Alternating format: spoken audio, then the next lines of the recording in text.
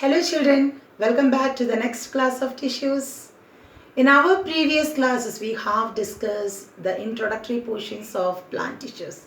Am I right? And there we have seen that plant tissues are divided basically into two main types. The first one it is called meristematic tissue and the other one it is called the permanent tissue. Meristematic tissues, you know that it's seen at the growing regions which is responsible for the growth of the plant. And once the meristematic tissue becomes, differentiated, it takes up some function and forms, permanent. And there are two types of permanent tissues you can see in case of plants. The first type it is called simple permanent tissue. The second one it is called complex permanent tissue. Even we have seen this simple permanent tissue. And how this is differentiated, it is that it's based on the complexity of the tissues. In case of simple permanent tissue, it is made up of only one type of cells. And whereas in case of complex permanent tissue, and it has different type of cells. Am I right? We have seen the examples for simple permanent tissues. They are parenchyma, collenchyma, sclerenchyma, etc. Am I right, children? Yeah. So you should know that it's based on the complexity of the tissues. Permanent tissues are divided into two main categories: simple permanent tissue and complex permanent tissue. And in all higher plants, you can see this complex permanent tissue. And there are two main types of complex permanent tissue in plants, which you could see in higher plants. And that is xylem and phloem. These two are, complex permanent tissue. And the previous class I told you, vascular bundle. Xylem and phloem in higher plants, it's in the form of a bundle. And that bundle is called as vascular bundle. And you know that xylem is meant for the transport of water and minerals. Am I right? That's from root to the upper regions of the plant. And whereas phloem is meant for the translocation of the food from where it is prepared to where it is required. That means from leaves to the other parts. Am I right?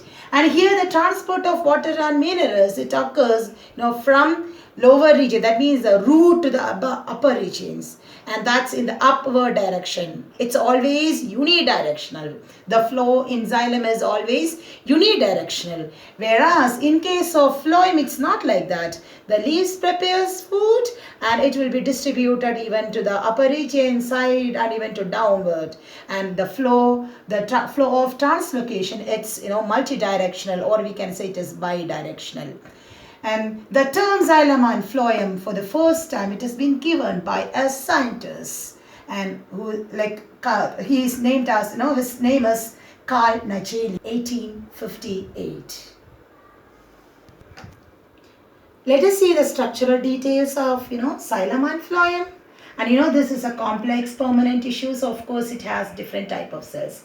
Both in xylem and phloem there are 4 different types of cells. And the first two are common. And in case of xylem and phloem, you can see parenchyma over there. The parenchyma which is seen in xylem, it is called xylem parenchyma. And whereas the one which is seen in phloem, it is called phloem parenchyma. And you know that parenchyma is meant for, the storage. And here also it does the same function. And it helps in storage. Then the second one, it is the fibers. Fiber, they are narrow, elongated sclerenchymatous cells. And we have seen the 2 types of sclerenchyma. The first one it is called sclerate. The second one it is called fiber. And the elongated sclerenchymatous cells are called fiber. And that you can see in both in xylem and phloem. The one which is seen in xylem, it is called xylem fiber. And the one which is seen in phloem, it is called phloem fiber. This is sclerenchyma. So, and the walls are lignified. Of course, it is the one which gives mechanical support.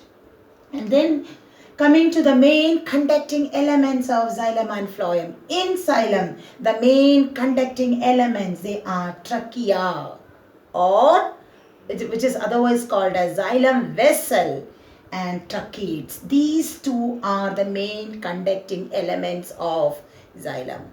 And let's see the details of xylem, trachea, and even tracheids. And here I have represented, this is actually the vessel or trachea, and they are, the short cells, the broad ones, now which is having, pit. The walls are, thinned with, pits. It has pit connections. And here the trachea cells are arranged in end-to-end manner, just like a tube-like one, because that one, the water from the roots, it has to be transported through the other regions, and that is occurring through this trachea. So the cells are connected end-to-end manner, just like a tube, and through that the water and minerals are transported throughout the plant.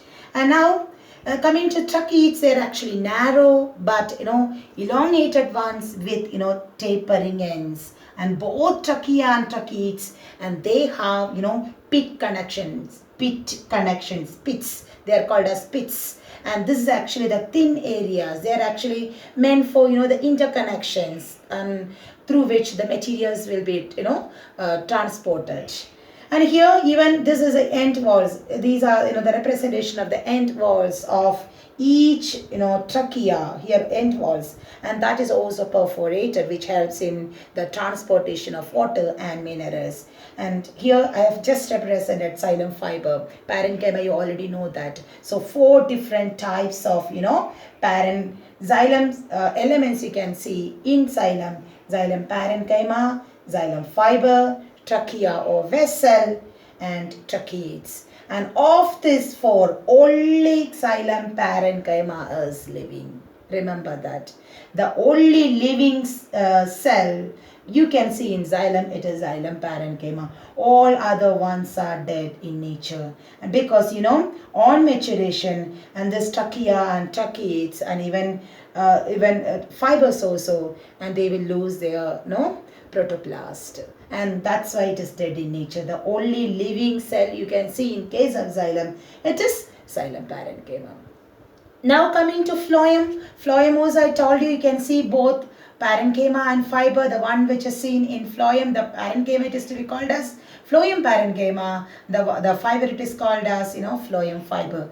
Phloem parenchyma is meant for storage, just like how it does in other cases, and fiber is the one which gives mechanical support. And the main conducting elements of the phloem, these 2. The actual function is in higher plants is being done by the sieve tubes, and here also sieve cells are arranged end-to-end manner. You can see that. And here companion cells, as the term indicates, is just assist the process. Okay, and conduction, that means a translocation of the food, because in phloem that is a function, translocation of the food, and that occurs mainly through the sieve tubes, and it will be assisted by the companion cells. In case of sieve tubes, when you are taking the structural details of sieve tubes, and these cells are devoid of nucleus and even ribosomes, but it with lesser number of mitochondria. Whereas in case of companion cells, there is a prominent nucleus and even ribosomes are many. And when we compare the mitochondria, the mitochondrial number will be more in companion cells. So the companion cells are the one which give metabolic support to the sieve tubes. Is it clear? And here I have represented phloem fibers, and phloem parenchyma is also there. Don't forget this again. In case of both xylem and phloem, you can see that 4 different types of cells are present, and they are parenchyma, fiber. That is common for both xylem and phloem. The parenchyma which is present in xylem, it is called xylem parenchyma, and the fiber, that means sclerenchymatous cells, which is seen in xylem, it is called xylem fiber. And whereas in phloem, it is phloem parenchyma and phloem fiber, we call like that. And the main conducting elements of xylem, they are trachea and tracheids. The other name of trachea is vessel. And in case of phloem, the main conducting elements, they are sieve tubes and companion cells. The actual process of translocation, it occurs through sieve tubes. Companion cells will assist the process by giving metabolic support. And this is a diagrammatic representation of xylem and phloem. Here you can see the phloem also. And here coming to xylem, and this is the vessel. See here vessel, you can see pits over here, and these are the perforation plates. And I told you they are the broader ones, stout ones. And whereas the narrow ones, the tracheids are narrow ones with pointed ends. See here, and both are having pits, numerous pit connections. And that is meant for, the communication, the transport of materials across. And now this is a representation of the fiber, like xylem fiber. I told you already, in case of xylem you can see only one living cell, and that is xylem parenchyma. Am I right? And all these three are dead in nature. Now coming to phloem, here this is the sieve tubes. Can you see the sieve tubes here, and which is represented with the sieve areas? And see here the end walls are having many sieve pores. We have to call the end wall as sieve plate. And on association with the sieve tube, you can see the companion cells here. See here companion cells. I told you in case of companion cells, a prominent nucleus is there, which is absent in sieve tubes. And not only nucleus, even ribosomes also, which is absent in sieve tube.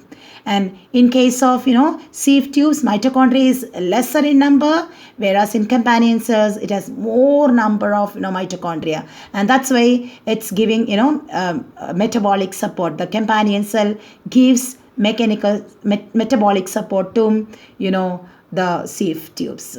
And this is the representation of phloem fiber. And here in case of phloem, you can see only one dead tissue, and that is phloem fiber.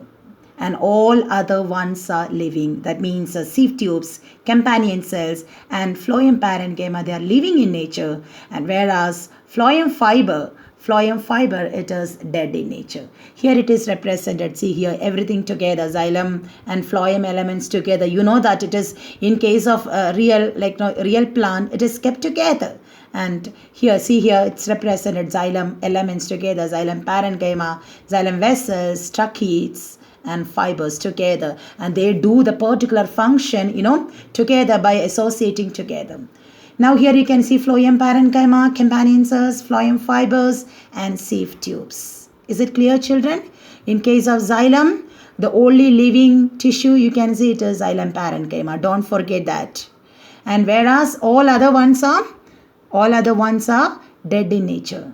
Whereas in case of phloem, and you can see that only one dead tissue you can see, that is phloem fiber. All other ones are living in nature. And here, this is an actual bark section. This is a cross-sectional view, and this is a longitudinal sectional view. And you can see, here you can see the vascular bundle. The one which is, seen outside, that is phloem. The one which is seen inside, that is actually the xylem. And xylem and phloem together, it forms vascular bundle. See, here you can see many vascular bundles.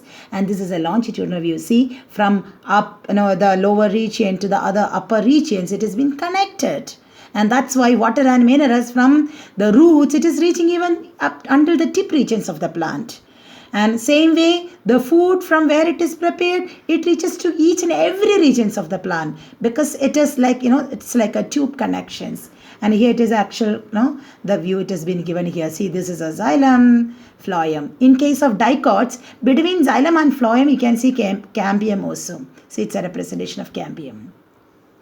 Now, here it is, xylem phloem differences that we already discussed. It is given here.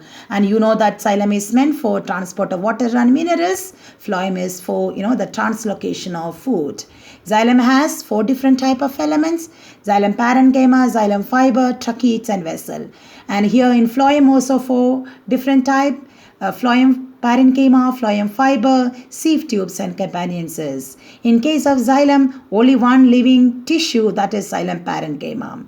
And whereas in phloem, sieve tubes, companion cells, and even phloem parenchyma, they are living in nature, whereas only phloem fiber is dead. And here all other 3 ones, in xylem, all other 3 ones are dead in nature. And the main function, of course, in case of xylem, it's the one which gives, which contains water and minerals. Here it is given. And I told you, flow is always unidirectional. That is from roots to the upper regions. And here in case of, phloem, the flow is from, where the food is prepared. That means a leaf to upper regions and even down lower regions also. So it is bidirectional or multidirectional, you can say. It has bidirectional or multidirectional. And apart from this main function, even xylem, it also does the function of giving mechanical strength to the plant, whereas phloem is not like that. Xylem is star shaped, whereas phloem is not. And in case of xylem, I told you the position of xylem is towards the center, and phloem is towards the periphery. And xylem has hard walled cells, but phloem is not like that. It's having soft walled cells. And now I just want to tell you about bark and lenticels. You know that in case of stem, and normally epidermis is present, but once the plant becomes mature, the epidermis cells gets thickened, and that is due to the secondary thickening which takes place at the cortical regions, and that is to be called as bark. And you might have seen the bark of the plant, the mature stem, and sometimes it could peel off. Am I right? And that is actually, it's a one which gives mechanical support, like, which protects the plant. And even, which is made up of, the cells which are having less intercellular space or no intercellular space, and which is actually impervious to water and even gases. And the main function of the bark, it is the one which gives, the protection.